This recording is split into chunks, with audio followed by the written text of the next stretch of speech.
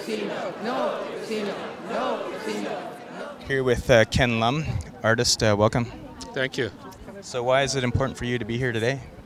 Well, I think I'm interested in the city, and I think these massive developments, and any massive development actually, is also a kind of a theory in terms of what type of city we want to live in, and I think a large enlargement of a casino in the heart of a very residential area of downtown, it makes no sense to me, and on multiple levels.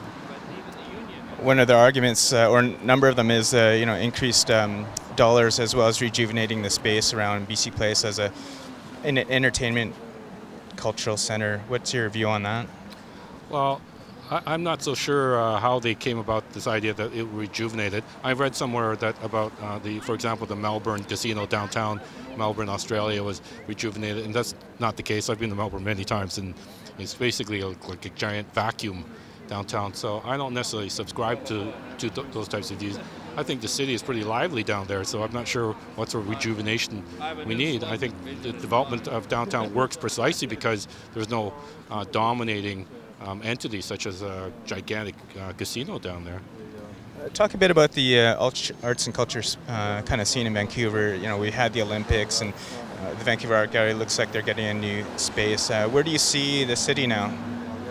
Well, I think the city's at a turning point, actually, and I think we're at this point whereby there's people are becoming more acculturated than before, not just looking at things in terms of should we spend this or should we not spend it, but we realize that we're in competition with other cities around the world in terms of what makes cities attractive and what makes cities work, and what sort of things that we do or don't do in terms of a city in respect to mitigating crime, mitigating all kinds of negatives, and enhancing positives, right? So I think we're at that juncture in our history, so it's a very significant point.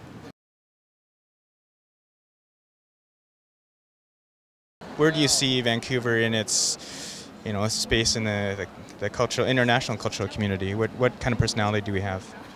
I think it's very schizophrenic as a kind of a city. For one thing, it's divided into many different enclaves. The largest, most prominent, I suppose, would be the east-west divide, which is there. A lot of people say it's don't bring that up because that's just about class divide, but I think it's a fact. I don't think it's I'm bringing it up because I'm some sort of leftist and so on, hard leftist, which I'm not. So I think, but I also think that the city has always been very good in terms of new ideas, right? Greenpeace started here, as you know.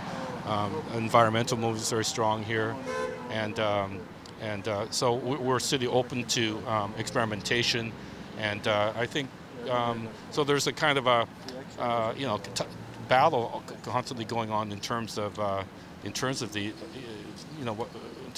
let's say a kind of island mentality of the city, which has been kind of historically ingrained, and also a city that's changing because of constant influx of immigration and so on. One last question. You identified connecting with the east side of Vancouver, and there's a Chinatown development, and really the pressure on art spaces in the downtown east side. I'm a collective member of Galerie Gachet. What do you think the city can do, or are we accepting that the east side is really just getting pushed out, or what can be done? I'm not sure how to resolve those types of problems, because it's about the underlying ascent of real estate prices and so on, right? But I think it's very important to maintain as much diversity as possible in the city, right? Because that's what makes the east side really is what gives the city its heart and soul, even though nobody respects it as much as certainly not tourists anyways.